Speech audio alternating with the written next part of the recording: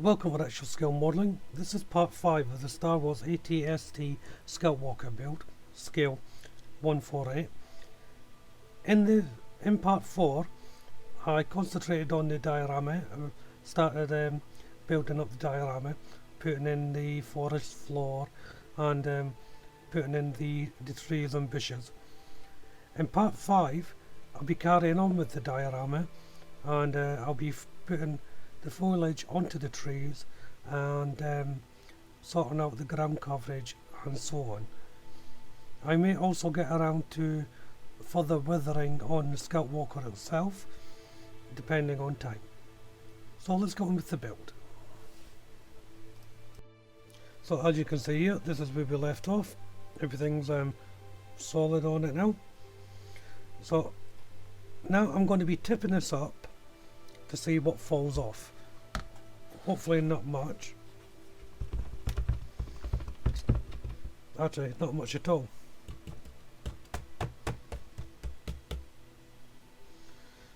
Well, that's interesting. Just upside down.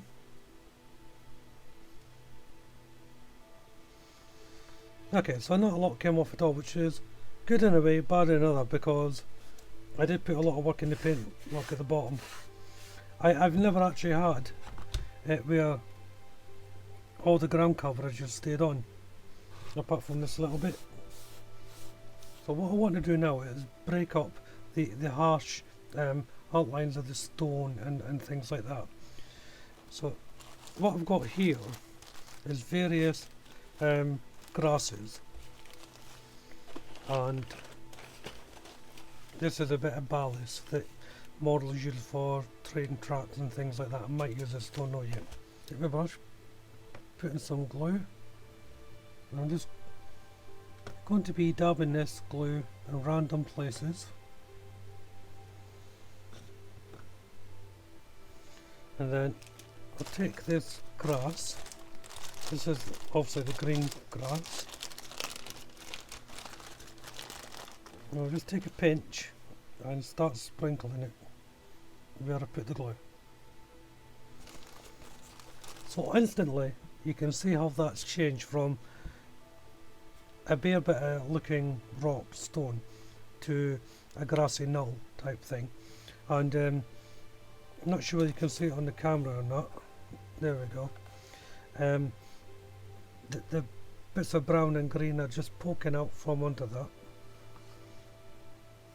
So I'll put a little bit more green on here, and this one is called Earthbound Blend, and again I'm just sprinkling in a little bit.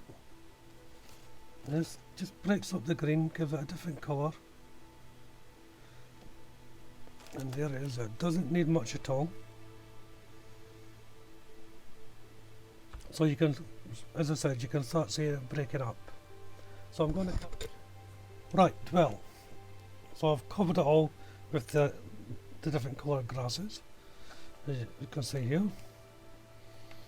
So it's looking more and more like a woodlandscape now. Now the next part is to add more body to it. So I have a thing here called clumping foliage. I have two sets here. There is some more, but this is the only two I have. There's a medium green and a light green. So I'm going to start with the medium green first. And what I do, I take my brush sharpener, because the glue in here is going to be more direct than general. And I'm just gluing up an area that I want to put this stuff. Now first of all, I'm going to be camouflage, making Chewy appear behind the bush basically. So I just grab little clumps of this and stick it on. Now this is the stuff I also use for trees, and you'll see that effect once I've done this. So I'll carry on building it. You can't really see on the camera, and once I've done it I'll turn it around. So there's Chewbacca hiding behind a bush. Just put that stuff around Chewbacca, and now I'm just putting this at random points, and when you take it from the packet, you just pull it and grab clumps of it, how much you want to use. I'm not going to go mad on this stuff. It's just tiny little bits. But don't be afraid to experiment with it. You can always take it back off if you didn't like it. So that's that side actually done, and I'm happy with that side. So I'm going to carry on with this side. So that's all the ground coverage on. What I'm doing now is I'm just tidying up the board a little bit. So I've got no wood showing. I'll show some more. You can see what I mean there. So now it's time to put these bushes into foliage or trees, what we want to call them. More like bushes really. And I'm using the light green foliage cluster here. I've already broke some off, and I'm using super glue for this. You don't have to use super glue, but I do. And I'm just putting a bit on each prong. Take my tweezers and then just lay it on like that. That's all there is to it. So that's the first corner done. See it there. Oh. So I put it on my turntable. This makes it easier to get to now. So the next set of trees, when you're doing this, it's advisable if you start at the lowest end and work your way up. You won't get mixed up, muddled, or leave a bit. Mind you, saying that, it doesn't actually matter if you leave a bit off.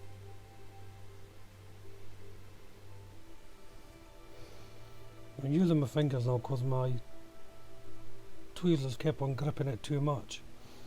The downside of that is, of course, that I'm getting loads of glue on my fingers. So that's one side complete. Just turn it around, it's so much easier to show you. There it is there. So just gradually building it up like the other side. It can be a bit tricky, especially when your fingers start gluing up. But if you persevere with it, if you do use this technique, it is rather satisfying once it's done, because these little plastic trees do really hold up when you're building dioramas. But when you're doing them, remember when you paint them in different colours of wood. I'll take some close-up shots of the tree when it's time to take some photographs, and you'll see what I mean. You really want to have contrasts and colours and shades on these trees, so they look like trunks and bark and whatnot. I should say as well, this clumping material, it's entirely up to you how much you want to put on. It can cover a large amount in one go, or a small amount. It all depends on yourself, how you'd like to do it. But just pick a starting point and gradually just work your way around it. I mean, when I started this, no one showed me how to do it. I didn't bother looking on the web or nothing like that. I just jumped right in, and sometimes that's the best way. But anyway, that's that one wee corner almost done. So that's that corner finished, this one here. So I'm going to work this side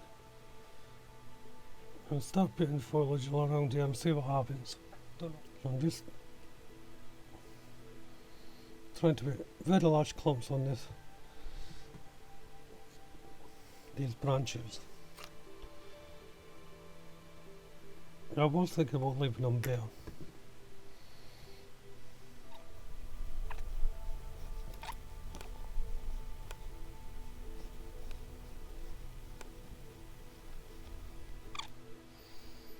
How does that look?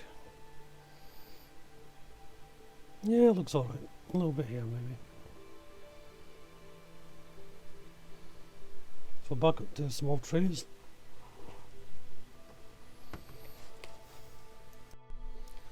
I'm coming to the last tree now. So just like I did before, just adding from the bottom and working my way up on each section.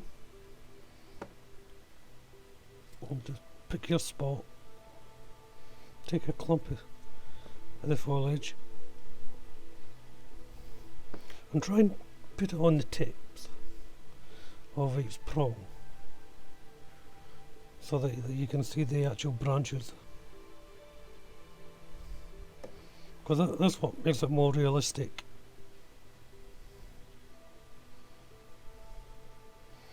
And don't worry if it bounces back a little bit, the clump or the cluster. If it does bounce back a bit, it means you can see more of the branch.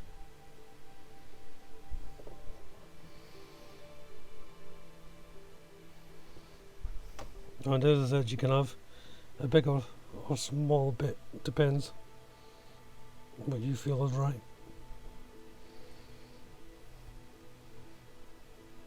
Well, just one large bit up here, I think.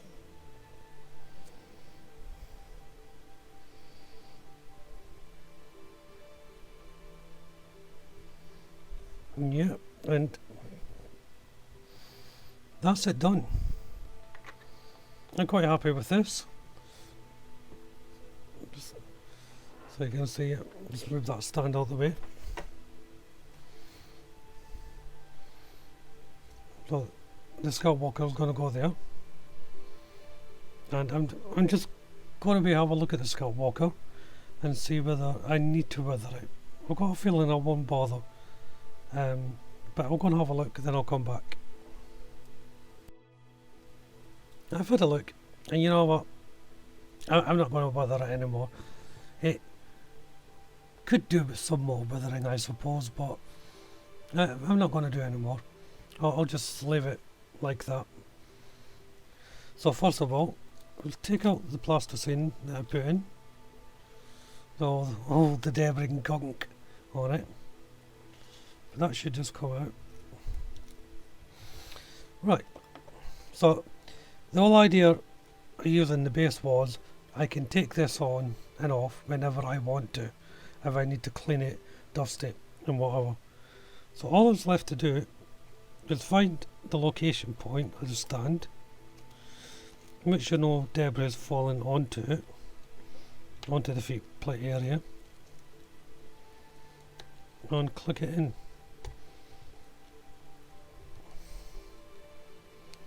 And that's it in. And now I'm just going to maneuver it, so I'm going to make it look like it's looking down, and it's going to blast that barricade. So let me have a look. Yeah, that works. So this is it. So here we go, let's lift it up. It is heavy. And that's the Scout Walker. So this is a very good kit to do. I really enjoyed it. It was basic if you understood Japanese. You were able to follow the photos, but don't instructions even, and the photographs on the instructions. But do be careful with them. Don't do what I did and mess out a whole panel for the bottom. You know, I was lucky to get away with that. Not really for beginners, unless, no, I wouldn't say for beginners really, even though BanDai probably do have in mind for beginners for for this kit. It's just that it can be a little bit complicated if you can't read the language, and that's the only reason why I'm saying not for beginners. But apart from that, it is a really good kit and a fun build. Well, that brings the build to an end. If you haven't done so already, why don't you check out my other videos in this build, parts 1 to 4, and leave any comments you like, throw a like in, subscribe to the channel. It's all good and it all helps. If you got any comments, or if you want me to build something, to see me build something, let me know. I'll see if I can accommodate you. But now, thank you all very much for watching. Bye bye.